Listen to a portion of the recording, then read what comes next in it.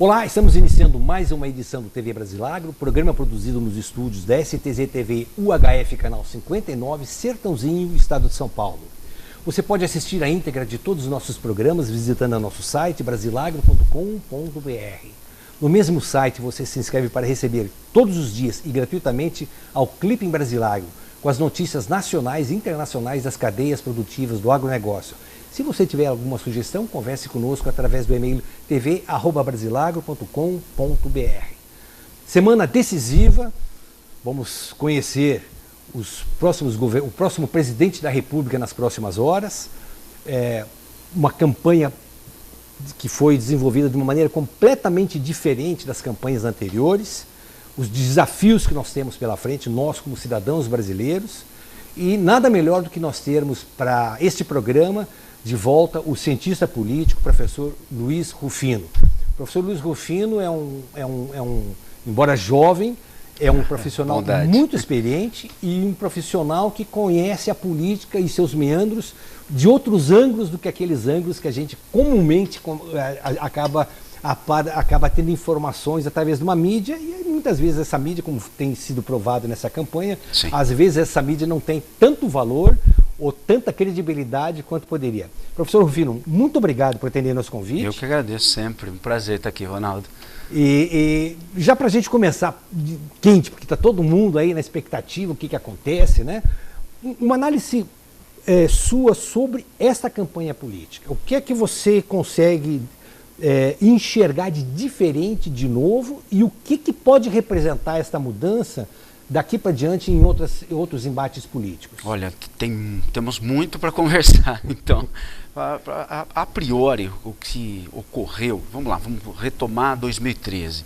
As manifestações que tomaram conta das ruas em 2013 não tiveram, em 2014, um representante à altura para conseguir catalisar todo aquele descontentamento que você já possuía. E o que ocorreu? Eles continuaram nas ruas, mas impeachmentaram a presidente Dilma, mas ainda assim não havia aparecido um catalisador. E esse catalisador nessas eleições foi Jair Messias Bolsonaro, que já estava lá. Só que funcionou exatamente como disse, repetindo, como um catalisador. Outra consideração que tem que ser feita, a revolução digital. É dessa forma que nós entendemos, que começa na década de 90 e tinha uma via de mão única. A partir de 2001, depois da quebra da Nasdaq, né, e depois, particularmente em 2009, como os analistas de marketing digital dizem, a Web 2.0, a Web 3.0, trouxeram, na verdade, uma quebra do monopólio da informação. As grandes empresas de informação não tinham mais esse monopólio, que passou a ser, então, das redes sociais, que se tornaram, na verdade, uma via de mão dupla. Além de você seguir um comentarista, que era um comentarista que apareceria ali em inúmeros pequenos jornais, né, ou num blog, você não pode se considerar blogosfera. O efeito que nós estamos colhendo hoje, o mesmo efeito que o Trump colheu na eleição dos Estados Unidos, é o efeito das blogosferas, que começaram então a moldar a opinião pública. E por incrível que pareça, a revolução digital ela começa na mão da esquerda, o PT foi pioneiro nisso.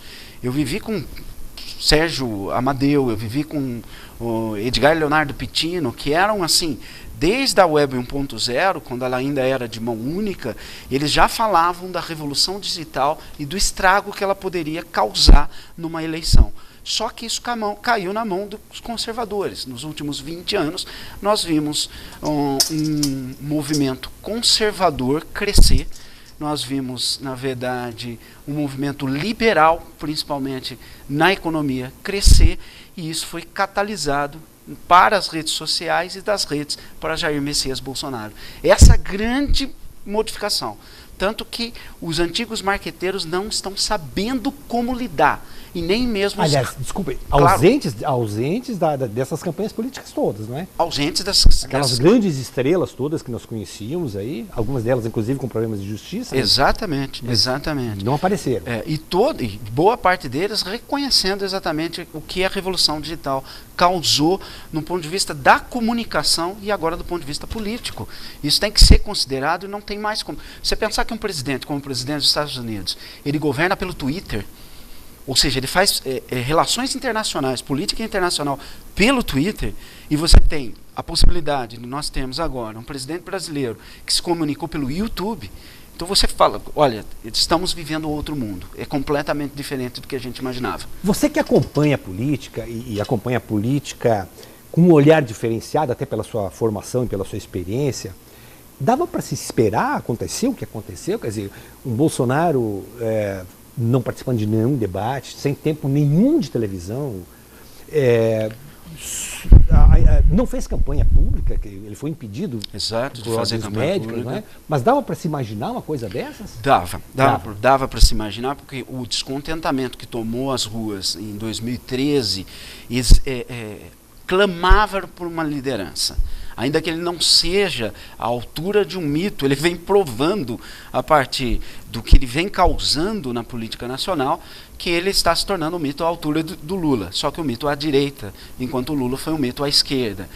Por que dava para provar? Porque no começo todo mundo dizia, o Jair Messias tem um teto. E eu, com as pesquisas na mão, eu olhava e falava, mas cadê o teto? Me aponta o teto, e as pessoas não sabiam me apontar o teto. E uma das coisas que me chamou muito a atenção, os velhos analistas políticos brasileiros que estão cercados nas universidades e nos muros das universidades e nos seus jardins, não conversam com o povo. O povo ficou extremamente cansado de ter gente inteligentinha, me permita o termo, inteligentinha e acadêmica, que é um acúmulo de governos como o governo do PSDB e do PT, dando, na verdade, diretrizes para um povo conservador e que tem avesso a certa inteligênciazinha. Quando aparece um candidato popular que fala com erro de concordância, com erro gramatical, e que o povo se identifica, eu sempre brinquei, o Jair Messias parece muitas vezes aquele tiozão autoritário do churrasco, que manda você pegar determinada coisa ou fazer outra, que dá um tom a mais na voz. Eu fui penalizado por dizer isso por inúmeras vezes publicamente. Mas exatamente é essa figura que surgiu. Mas é o tiozão que nós respeitamos e nós admiramos. De fato, hoje tem que ser admirado. Pela sua história, pelo seu comportamento. É inegável. Né? E no Brasil, somente um analista muito jovem, chamado Felipe G. Martins, apontou que a interpretação desse fenômeno político só poderia ter sido feita com uma ferramenta que a Academia Brasileira já não tinha mais. E é um autor americano chamado Nicholas Nassim Taleb, quando ele escreve o Antifrágil. E o que é o antifrágil? O antifrágil não é o robusto, não é uma pedra que você não consegue quebrá-la, ou no máximo, se você avançar sobre ela, quebrá-la. O antifrágil é aquela que figura que quanto mais você bate, mais cresce.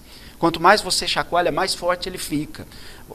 A frase do velho Nietzsche, né? Aquilo que não me mata, me fortalece. Quanto mais se batia em Jair Messias Bolsonaro, mais ele crescia.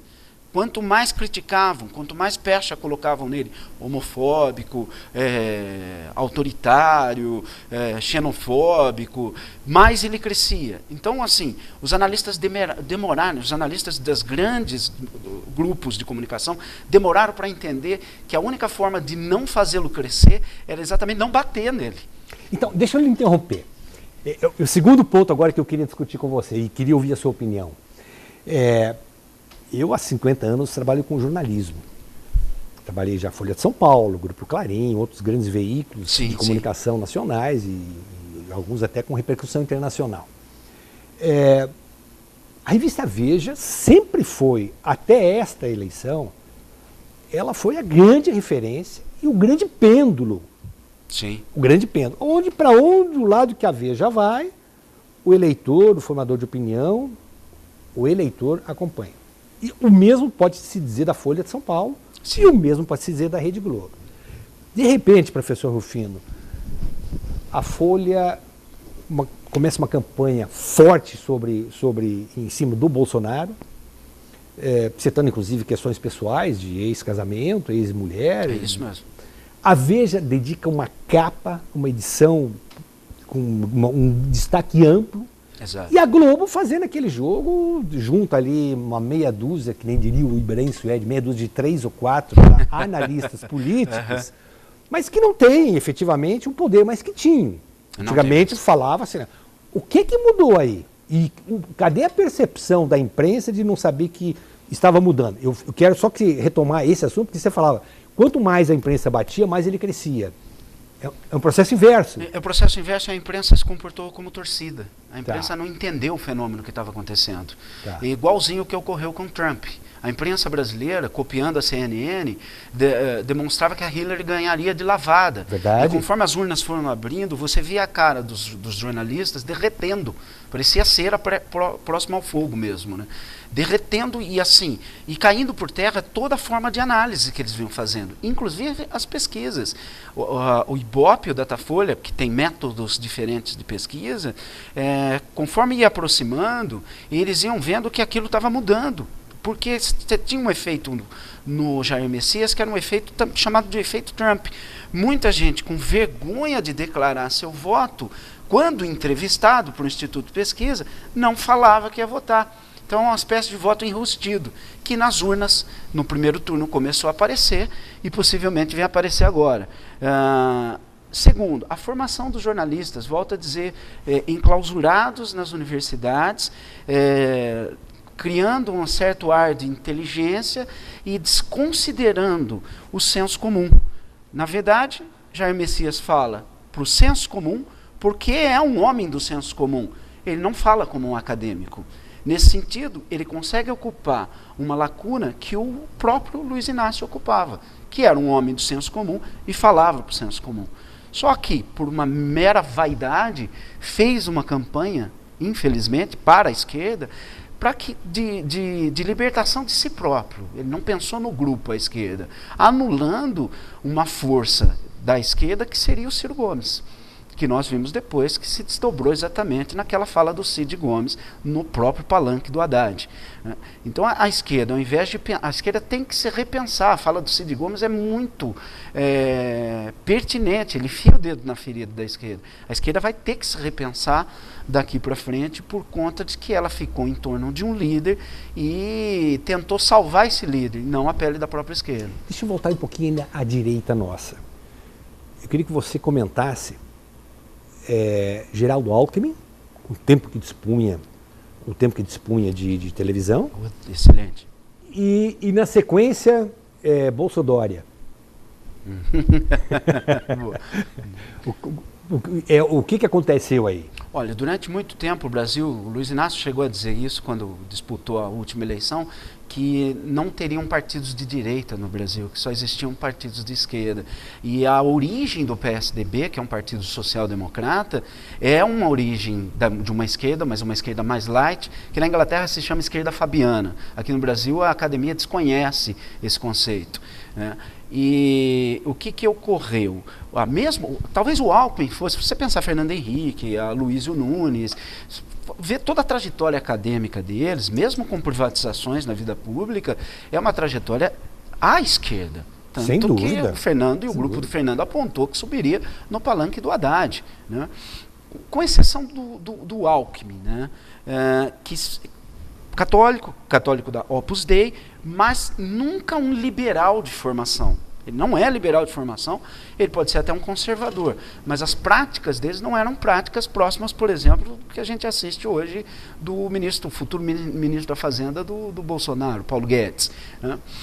Ele cria 2 ou 3 lideranças no Estado para substituí-lo, deixa o Estado para buscar uma presidência, consegue cooptar o centrão, porque na democracia de coalizão, que é um nome bem bonito, na verdade, que foi um cientista político, Sérgio Abranches, criou, que na verdade é a cooptação de partidos para que você tenha a máquina, né, faça a máquina funcionar e a partir do funcionamento da máquina você se eleja. Ou seja, você tem inúmeras prefeituras, você tem inúmeros vereadores que têm, na verdade, um histórico de votos que você compra eles ou com cargo, né, e ele acreditou que isso fosse funcionar. E tempo de televisão. A velha política morreu.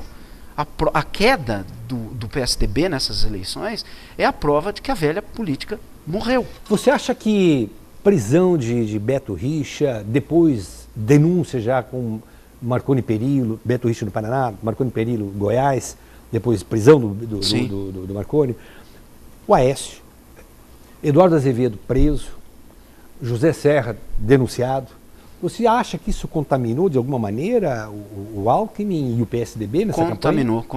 Contaminou. A insatisfação com a velha prática política, né, e o fato do PSDB não estar fora desse pacote da política tradicional contaminou. O que possivelmente vem a eleger Jair Messias Bolsonaro não é só um antipetismo. Porque se nós formos analisar friamente, o partido mais prejudicado nessas eleições foi o PSDB. Sem dúvida.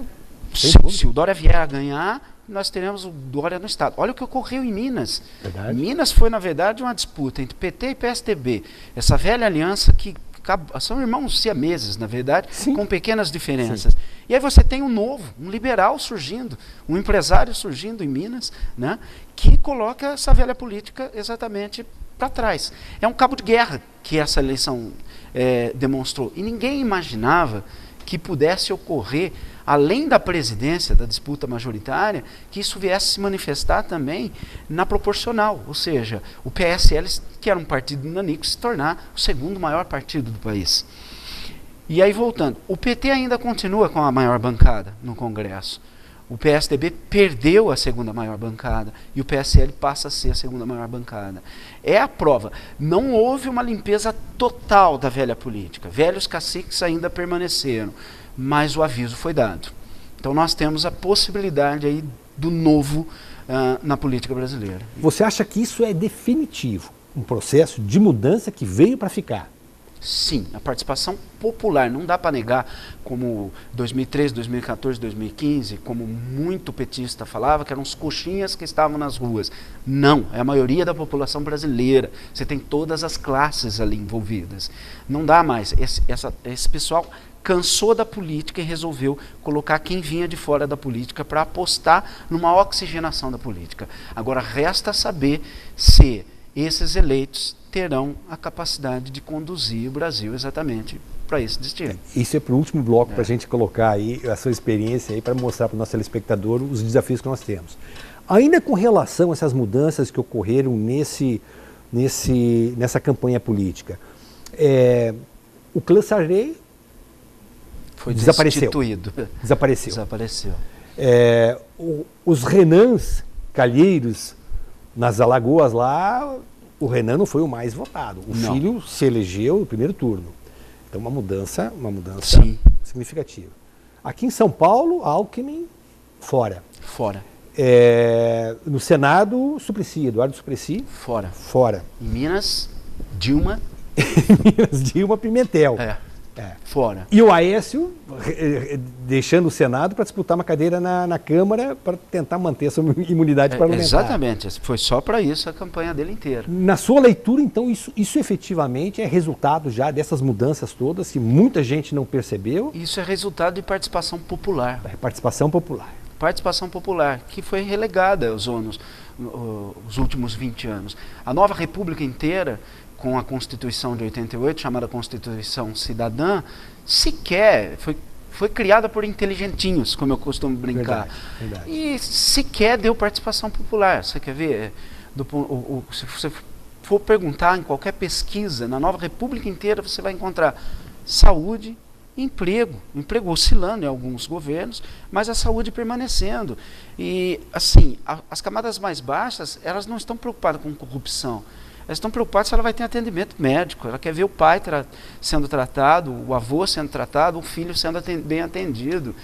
E esse dar as costas para a população foi que trouxe esse levante popular, que eu costumo dizer que é um levante mesmo. E um levante que foi demonstrado nas urnas. Não tenho a menor dúvida disso. Comportamento do jovem nessas eleições? Olha, aí a gente toca numa ferida brasileira bastante complexa, que é a educação. A educação, isso foi um erro do Golbery, isso chama assim, a teoria da panela de pressão. O Golbery, perseguindo, na verdade, guerrilheiros, achou que deveria deixar uma válvula de escape para a esquerda, e essa válvula de escape foi a educação. E a esquerda fez uso da educação durante muito tempo. As universidades federais, se você visitar uma universidade federal, principalmente no campus de humanas, elas são degradadas, não só do ponto de vista financeiro, do ponto de vista ideológico, né? Elas não estão produzindo, elas não estão pensando do ponto de vista de um progresso, do progresso científico, já que nós não temos nenhum prêmio Nobel no Brasil e não produzimos. Nós tivemos um acadêmico como Fernando Henrique Cardoso e a situação da Universidade Pública Brasileira não mudou. Você pode dizer, o Luiz Inácio difundiu a Universidade do Brasil, mas ele difundiu o que tem de pior. Hoje, em universidades privadas, você encontra, por exemplo, no curso de Direito, aluno falando estrupo, que é um absurdo, escrevendo isso dessa forma. Como é que ele vai para o mercado de trabalho? Então, a educação ainda é um enfrentamento que nós teremos que ter, porque ela está, sim, hegemonicamente tomada por um viés ideológico, um viés de esquerda, que vê a propriedade privada como roubo. Isso é desde Jean-Jacques Rousseau, e que não vê a propriedade privada como seu bem maior, e que o fruto do seu suor e o seu trabalho também é da sua propriedade. Então é preciso uma mudança de visão na educação brasileira. E eu sei que muitos dos educadores vão me mandar para o inferno pelo que eu estou falando, mas nenhum país saiu da atual situação que nós estamos com esse tipo de educação que nós estamos tendo.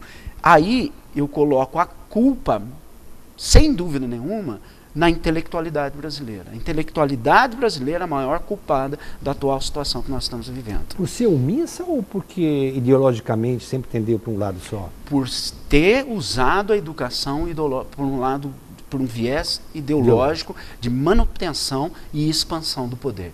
De manutenção e expansão do poder. Maquiavélica decisão da inteligência brasileira. Por isso que hoje você vê que você não consegue produzir nenhum grande intelectual, e se quando você consegue isso, obviamente ele vai prestar seu serviço fora do Brasil.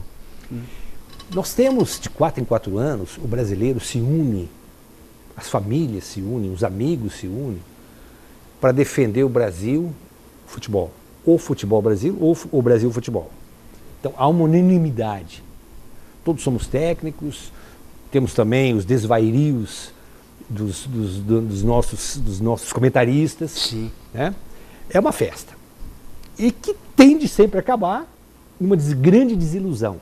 Sim. Quer dizer, tivemos a 2014, né? O 7-1 nos aniquilou, a autoestima caiu. Viramos vira-lata, como diria o Nelson Rodrigues. Exatamente. Voltamos a ser vira-lata. Nelson Rodrigues. O que eu percebo, e eu ando um pouquinho por esse Brasil lá fora, eu percebo o mesmo clima em torno do Bolsonaro nessa eleição. Você já deixou claro que o desafio maior não é vencer a eleição, o desafio maior é o que vem pós-eleição. Porque há uma expectativa muito grande. E na medida como aconteceu Brasil-Alemanha, né? Sim. E agora mesmo, nessa Copa do Mundo, aí nós éramos invictos e de repente nós deixamos de ser invictos e voltamos embora. Né? Há esse risco de se ter de repente... Quer dizer, Bolsonaro se elege, triturou a esquerda, triturou os grandes caciques da velha política. E agora?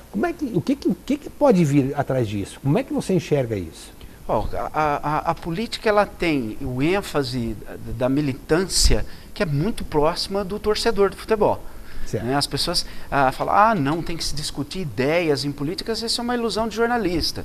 A analogia da política é a guerra. Por isso, esse fervor que nós vimos nessa última eleição. E o que mais me chamou a atenção é que nós estávamos mais preocupados com a eleição do que com os campeonatos de futebol. Verdade. É a primeira vez que as pessoas se uniam. Quem joga futebol, eu sou um apaixonado por futebol, a gente discutia política e não discutia futebol. O que eu acho bastante relevante, porque na França se discute política dessa forma, na Alemanha se discute política dessa forma, na Inglaterra se discute política dessa forma. Me permita uma interrupção. Na minha família, então nós temos a parte boa da família é corintiana. Muito boa. Mas eu tenho primos que são palmeirenses, são são paulinos, são santistas. E o que eu observei, do jeito que você está falando agora, pela primeira vez nas reuniões sociais, unanimidade. Os primos não se guerreando do futebol, mas a favor e contra o partido que está disputando com o Bolsonaro. É o que você acabou de falar. E essa militância ficou tão aguerrida que quando os extremos, eu estou usando extremos porque nem acho Luiz Inácio extrema esquerda, nem acho Jair Messias, como pintam, extrema direita. Concordo você não vai ser extrema direita. Extrema direita é estatista. Né? Você não vai colocar um Paulo Guedes, que é ultraliberal, como o ministro da Fazenda. Né? E, conforme esses extremos, já explicado o que é extremo, cresceram, o centro foi esvaziando por completo. E o que levou, de fato, à disputa do verde e amarelo versus o vermelho. Isso, né? Isso. E o que eu acho extremamente saudável para uma democracia. Sem dúvida. O que não é saudável para uma democracia é uma hegemonia, ou só de direita, ou só de esquerda, como nós vivemos nos últimos 20 anos. É saudável para a democracia. Desculpa te interromper. Claro. É falta de educação. Mas você está sendo tão brilhante, né, na sua explanação. Eu tenho uma netinha de 7 anos e tenho uma outra netinha de 2 anos. Depois você tem 2 netinhas de 1 ano de idade, eles não falam direito ainda. Mas a de 2 anos, ela já pronuncia o nome de um dos candidatos. E fala com convicção. Você chegou, e eu tenho certeza, alguém me a ensinou. Mas não foi a mãe, nem o pai, nem o avô. Eu acho que foi a irmã mais velha, que na escola aprendeu, ouviu alguma coisa. Então fala e veste a camisa do Brasil, fala, eu sou Brasil, Brasil. E isso é tão contagiante que o meu menor de 4 anos, eu tenho de 4, eu tenho uma de 11 e tenho um de 27. Né? O meu menor de 4 anos, ele canta o jingle do Lula, que é muito bem feito do ponto de vista técnico, né? Não sabe, mas assim, ele vê na televisão, ele corre para ver o jingle e pronuncia o nome de Bolsonaro. Eu falei assim, ele está tomado pela política dele. Nós tivemos uma cena hilária, quando o João Dória anuncia apoio ao Bolsonaro, o filho do João Dória está sentado, está em pé à frente da mesa em que estava o João Dória, e aí o João Dória fala, eu peço voto em Bolsonaro. E o menino faz assim... que é mais ou menos o gesto que foi condenado por milhões de pessoas. Mas é uma marca, é um símbolo na política. E política é feita de gestos. Isso é um gesto. Não tem a menor dúvida. Aí falávamos sobre Dória, mas eu não te respondi sobre o Dória. O Dória, estrategicamente, percebeu que ele poderia crescer dentro do PSDB e, visionário como ele é, porque é um homem da estratégia, percebeu que o PSDB poderia ser dele. Se eleito deputado, ser eleito governador, sem dúvida nenhuma, o PSDB vai ter um racha. A gente sabe dos xingamentos internos e de como o PSDB já vinha rachado, por não ter uma liderança que catalisasse, como o Lula foi para o PT, quando a queda do Fernando Henrique, ele não conseguiu transferir isso para nenhuma outra liderança, e aparece no estado de São Paulo o João Dória como essa possibilidade. O João é uma incógnita. Por que o João é uma incógnita? Porque recentemente eu estou dizendo assim, uns 4 meses, 5 meses atrás, no programa por historiador, isso é pouquíssimo tempo, num programa da TV Cultura, o Roda Viva, ele não soube definir o que era esquerda e o que era direita. Recentemente ele já tomou a posição dele, já manifestou o voto no Bolsonaro, pendendo exatamente para a direita, entendendo que o eleitorado brasileiro, e no caso aí o estado de São Paulo, é conservador. O eleitorado é conservador, ele só não tinha quem escolher. Então surgiram essas lideranças que acenam exatamente para uma possibilidade de um governo conservador liberal, quiçá próximo do que nós temos na Inglaterra, que tem muito para ensinar de democracia para a gente. Os perdedores, os derrotados, estão aniquilados? Não, de forma alguma. O PT nunca vai estar aniquilado, porque o PT entendeu na década de 80 que a estratégia dele deveria ser uma estratégia tomada pelo Partido Comunista Italiano, que era aos moldes do Gramsci, do intelectual Antônio Gramsci, que era a tomada da cultura. A guerra que o PT moveu desde a década de 80 foi uma guerra... A esquerda teve 2 opções. A opção de Raimundo Faoro, né, o intelectual que escreve Os Donos do Poder, que era a derrubada do estamento burocrático, e aí sim um governo à esquerda, ou a opção gramsciana, que era a guerra cultural, tomar todas as instâncias culturais e o aparelhamento do Estado. A esquerda optou pela segunda opção, pela estratégia gramsciana, e obteve sucesso durante um bom período. Inclusive obteve o sucesso que o welfare state, o Estado de Bem-Estar Social, causa, que é riqueza de curto prazo. Você tem 10, 12 anos de riqueza e depois você paga caríssimo, porque você cria uma geração de mimados, de podres de mimados, que só querem direitos, direitos, direitos, um apetite assim voraz por direitos e nenhum dever. E é o que nós estamos assistindo. Isso significa que a esquerda esteja derrotada porque ela não está nos cargos políticos? Jamais. A esquerda, como o PT, sempre soube fazer oposição. E se conseguisse repensar e fazer uma meia-culpa, ela será uma oposição feroz. Mas então, também renovada nos seus quadros, não é? É preciso renovar esses quadros, é preciso oxigenar. O triste caminho desses líderes é exatamente que eles não deixam margem para o surgimento de novas lideranças. Infelizmente, aí opta por tentar eleger, me permita a colocação, um poste a deixar uma outra liderança de esquerda aparecer no cenário nacional. Professor Rufino, vamos agora aos considerando, aos finalmente. Sim, sim. Eleito, definido o novo presidente da República. Qual é o grande desafio que ele tem pela frente? E até que ponto que ele vai continuar contando com o apoio desse seu eleitor inflamado, desse seu eleitor torcedor, não é? O que acontece? O que você consegue enxergar? A direita hoje tem uma militância, não é só uma militância popular, né? Porque você tem lá o cara do interior que é produtor e que não tem nada de intelectual e não precisa disso. Ele é uma militância, se mostrou uma militância. Surge contra os acadêmicos uma militância intelectualizada e fazendo frente aos intelectuais de esquerda, porque para ser de direita no Brasil é preciso um parto, um esforço gigantesco de uma envergadura intelectual, porque ele vai ter que se sustentar sozinho. Mas do ponto de vista do governo, o primeiro, se for Jair Messias, como as pesquisas estão apontando, é o chefe da Casa Civil. Quem é a pessoa que fará exatamente a ponte entre o executivo e o legislativo? Outros desafios que ele aponta, principalmente para o agronegócio: diminuir a intervenção do Estado, cada vez mais e mais. E o Paulo Guedes, inclusive, já acenou, ele é avesso a subsídio do Estado.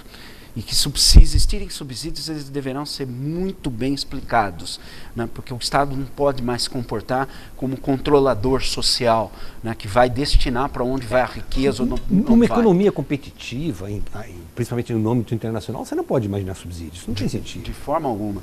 E outra preocupação gigantesca para o setor, que é o setor cuja vocação do brasileiro pende para ele, que é o agronegócio, é exatamente o transporte, como você vai conseguir transferir essa riqueza até os portos e dos portos até o seu consumidor final, a logística. Mas aí em se tendo o Bolsonaro, aí já há acenos aí para, inclusive, com citação de nome de generais, aí, o Exército tem uma estrutura de logística fantástica. Eu viajei muito GS Brasil lá fora, vi obras de engenharia, de estradas do Exército, fantástico, custando 1/20 do que os governantes estavam fazendo. Então eu acho que nesse sentido aí, esse é um alento que a gente possa ter. Sim, eu acho que o setor... Mas essa expectativa do eleitor, você acha que ela se mantém? Ela é transferida daí como apoio à gestão dele? Ou toma apenas nessa questão, a eleição termina e acaba? O eleitor tem se mostrado muito irracível. Acho que ele dá um crédito e a partir desse crédito ele dá um certo prazo para que essas coisas ocorram. Se elas não ocorrerem em curto prazo, você pode ter a certeza que se começar a fazer como a velha política, os conchavos da democracia de coalizão, e vai pagar caro por isso, e muito caro, porque foi a aposta do eleitorado, ou está sendo pelo menos a aposta do eleitorado. Aí você citou Trump. Sim. Né? O Trump conseguiu, nos Estados Unidos, quer dizer, ele colocou o comércio global em xeque. Exato. E tomando medidas que prejudicaram nações, ajudaram nações. O Brasil, por exemplo, está sendo beneficiado com essa política dele de brigar com a China, guerra comercial com a China. O agronegócio, hoje cada vez mais se exporta soja para a China e menos para a Europa, porque para a Europa está saindo dos Estados Unidos. Mas o americano está feliz com o Trump. O americano está feliz com o Trump. Pleno emprego, não é? A política internacional do Obama foi um desastre. Hoje você tem um fluxo migratório e ninguém consegue. A imprensa, volto a dizer, a imprensa brasileira fica se comportando como torcedora, quando na verdade não percebe que os erros dessa migração em massa que você está tendo, a imigração em massa, foi erro da política internacional do Obama. O Trump dá um passo atrás, ele volta a colocar a América acima do mundo. E como Estado-nação, é um papel do Estado-nação. Você não pode simplesmente abrir suas fronteiras, não ter um pensamento. Você não pode deixar chinês comprar terra agricultável no Brasil. Claro que não. Claro. Porque essa é uma lógica tão simples. Você tem 1 bilhão e 300 milhões de habitantes. Se 100 milhões vierem para o Brasil, em 20 anos nós somos chineses. Sim. Nós somos chineses do ponto de vista da produção, do ponto de vista cultural. Não tem a menor dúvida. E empobrecidos, né? Exatamente. É mais fácil você produzir e exportar para lá. Vender para a China, sem problema nenhum. Nós vivemos num mundo globalizado. Isso não deve ser um problema. O que deve ser um problema é você vender exatamente terras agricultáveis para outros países e abandonar exatamente uma visão de Estado-nação, que o Trump tanto defende. E esse radicalismo do Trump, talvez, vou fazer uma aposta aqui, não gosto de fazer adivinho, talvez o transforme num dos maiores estrategistas americanos, da história dos presidentes americanos. Você fala isso, e eu não que eu seja da velha mídia. Eu, na verdade, me renovo a cada dia, procuro fazer isso. Eu, por exemplo, já na minha casa não entra mais jornal impresso, né, há tempo. As minhas assinaturas de revista são todas digitais, quer dizer, eu procuro acompanhar. Mas eu concordo plenamente com você. O que se assiste nos Estados Unidos, em que pese a antipropaganda ao Trump, do que ele vem fazendo, para o americano, só palmas. Exato. Para o americano médio, para o redneck, né? E o eleitor que o elegeu presidente está satisfeitíssimo. Está satisfeitíssimo, está satisfeitíssimo. Vive-se muito na imprensa, na academia, num mundo idealizado, que não é um mundo prático. É preciso mais prática nas relações econômicas, na relação de logística e na relação com o próprio eleitorado, que é simples, que é o homem médio, que quer ver o lixo sendo recolhido, que quer ver a água chegando potável, né? Que quer ter saneamento básico, que quer ter um atendimento de saúde. É simples, talvez seja mais simples governar do que grandes elucubrações que grandes inteligências ficam pregando e que nós estamos cansados. O Jânio Quadros, quando se elegeu prefeito pela segunda vez em São Paulo, ele falava, não precisa construir ponte, viaduto, eu preciso ter o postinho de saúde funcionando, a escola funcionando e a varrição e o conserto da calçada para o cidadão tem que estar em dia. 3 coisas simples, do jeito que você coloca, né? Simples, fundamentais e que dão satisfação para o cidadão. E uma coisa que o Bolsonaro acertou e que nenhum outro conseguiu acertar, que é a segurança pública, que é a violência, porque assim, de nada adianta você ter dinheiro para construir muros e se proteger do bandido, quando na verdade você não pode sair na rua com aquilo que você produziu a partir do teu suor. Então assim, qualquer pessoa de bom senso sabe que o urgente nesse país é segurança. Sem dúvida. Professor Rufino, conversa com você é extremamente esclarecedora. Pô, eu fico feliz. Aprende-se muitíssimo com você, sempre. Tenho certeza que o telespectador tem essa noção também. Mas o nosso diretor já está acenando lá, né? E eu sou obrigado a terminar, porque nós temos um controle rígido de início e término do programa.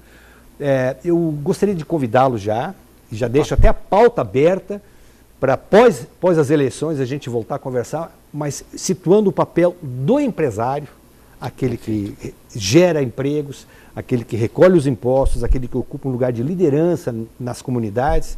Que papel esse empresário e o trabalhador, obviamente também, de que maneira a dona de casa também, o estudante também, de que maneira... O produtor, né? Exatamente, de que maneira essas pessoas todas podem fazer com que a gente tenha um país melhor, usando todo esse processo de mudança que a gente está vivendo e vai continuar vivendo aqui. Então fica o convite desde já para que a gente possa voltar a conversar. E agradeço muito sua presença nesse nosso programa. Eu que agradeço a oportunidade, imagina.